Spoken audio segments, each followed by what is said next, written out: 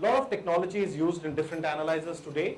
Of course, the most common technology, which in fact almost every analyzer has, is the impedance-based technology, which is there in almost every analyzer as the basic technology.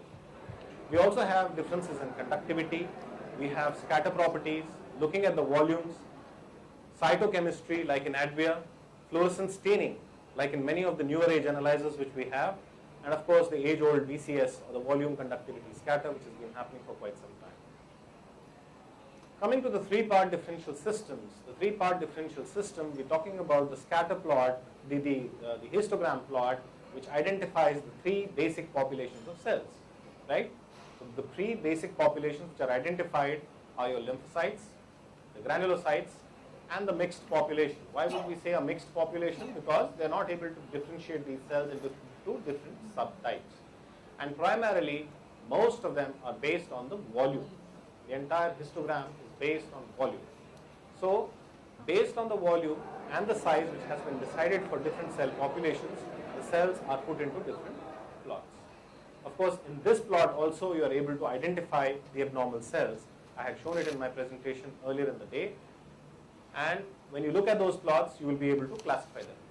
So let's look at a typical three-part differential histogram.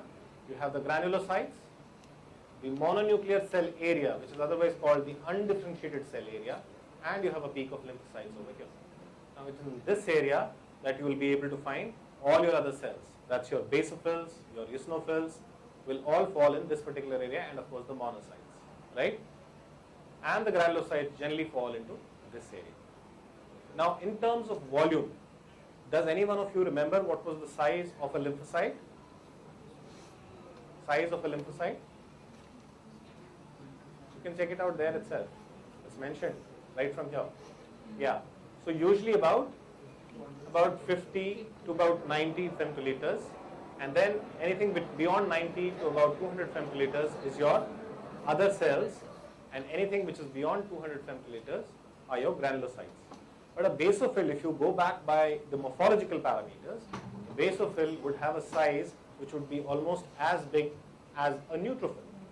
Even so, it does not fall in the classical neutrophil region, it falls in the mononuclear cell region, and the reason for that I had elaborated in my talk in the day earlier, and that was primarily because the cytoplasm generally gets stripped and the granules get washed off, and therefore the cell falls in that particular area, right? From this, the information that you're gathering is enough for you to look at, and then from there interpret what would you be able to find out. However, the important point is, with this information, you're not able to find what are actual numbers of cells there in that particular case. So you would like to look at the blood film in such a case. So let's look at the histograms which you usually get. The main RBC population falls in this particular area, and whatever small little peaks you get here, these are usually the red blood cell doublets. Okay, the cells which have not followed the typical hydrodynamic focusing rule. They have all fallen in this region, and this is typical of the usual RBC doublets. You can have a bigger peak here, and that would generally signify that there would be possibly an associated cold agglutinin.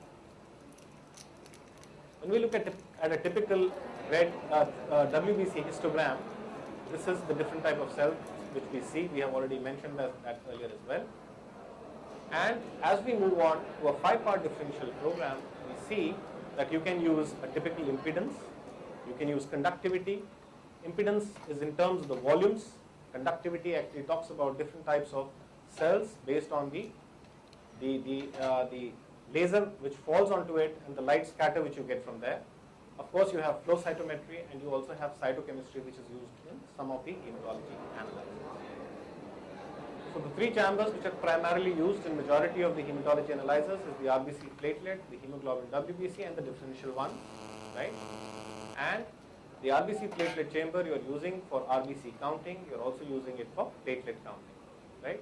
And the hemoglobin WBC channel is generally used for identification of the measurement of hemoglobin and subsequently identifying the number of WBCs.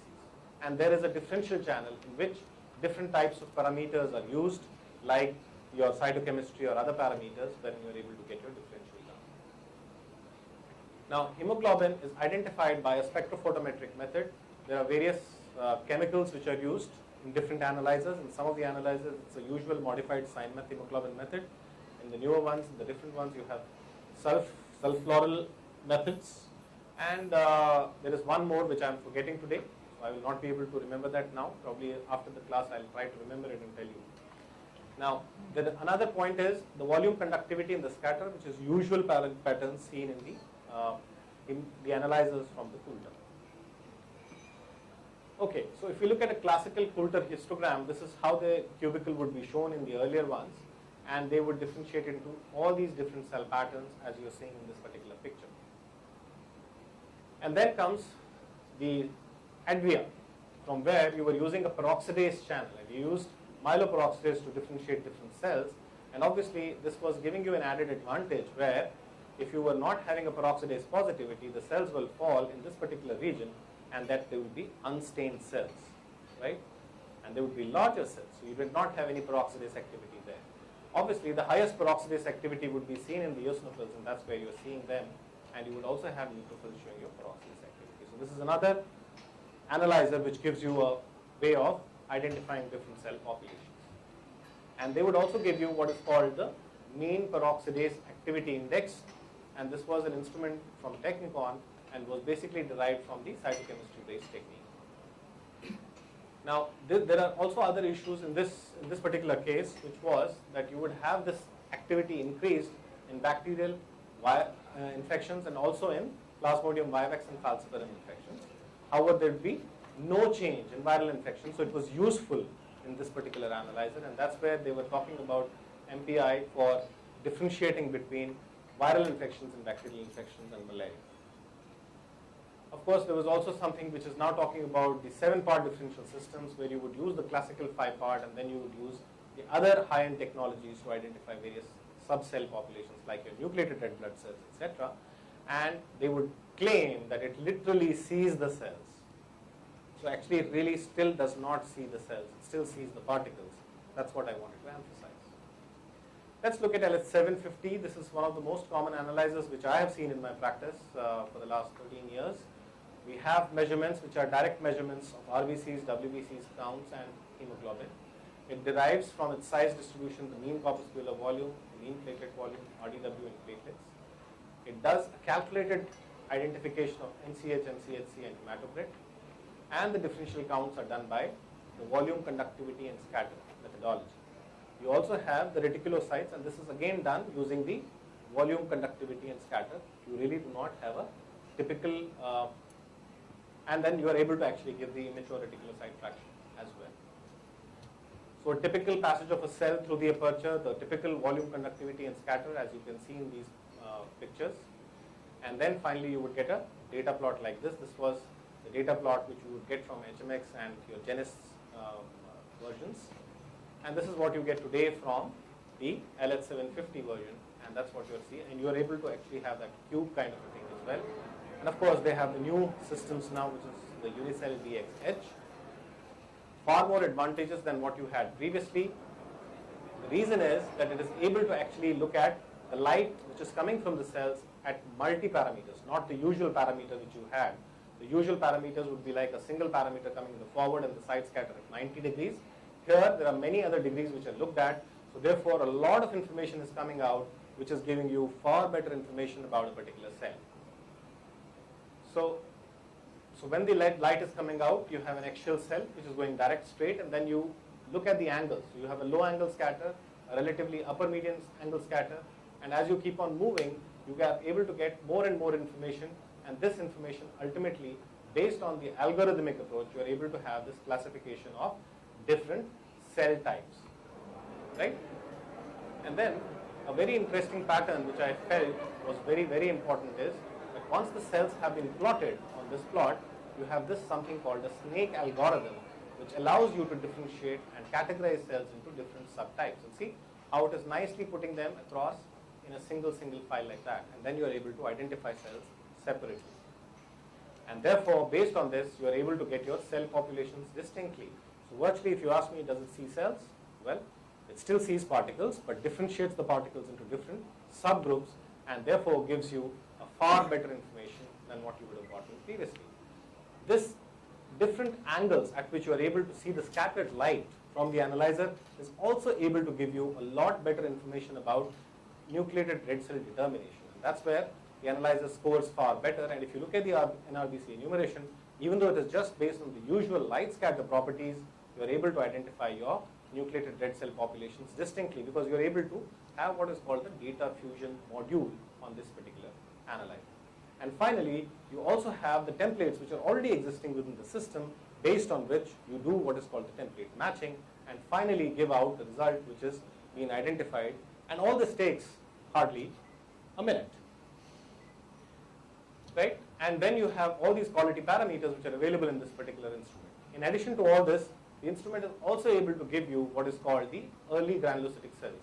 The question would be, is this the only analyzer giving me this kind of an information? Well, not really. There are other instruments and they call it differently. We'll come to those analyzers also where you have information coming from such things. But this instrument also gives you what is called the immature granulocytic fractions and you are able to actually look at it from the point of sepsis in your patients. Okay. There are other numerous research parameters which have been there in this particular analyzer. Fortunately or unfortunately, I have not had much exposure to it yet. So I'll not be getting into details of that as of now. Okay, I'll move on from here to the reticulocyte enumeration. And in this particular case, when you look at the reticulocyte enumeration, you are able to get your red cell population here. And anything which is having a higher fluorescence here is classified as your reticulocytes. And this is relatively a very good methodology of detecting reticulocytes. Now the question which I'm posing in front of all of you, I'm sure a lot of you would be using reticulocytes on analyzers. Am I right? At least a few of you? Right. So how do you determine whether the reticulocyte coming from an analyzer A versus the reticulocyte coming from an analyzer B is comparable? Shall I put a question differently? Okay, I'll put it a bit differently. For instance, I see a reticulocyte count on a smear and I give a value of say 4% and somebody else in the audience sees it, gives a value of 2% and a third person in the audience sees and gives a value of 6%. Who's right? Who's right? We don't know. Obviously we don't know, right? We don't know because there is a lot of what is called the coefficient of variation, and all of us would realize that when we do manual reticulocyte counts using a typical smear, the coefficient of variation between different reticulocyte counts is variable. It's very high as 30 to 50%, and in some studies it's been shown to be as high as 80%. 80% virtually means whatever counts you're giving is rubbish. Right? Okay. So let's go back to the hematology analyzer now, and analyzers, a lot of analyzers give you a reticulocyte count. Now how do they base it, right? How do they make a reticulocyte count? You know how it works. It's primarily based on the fluorescence which is coming from the red cells which have a more amount of RNA within them, right? Some of the analyzers use a dye and those dye can be taken up by this cell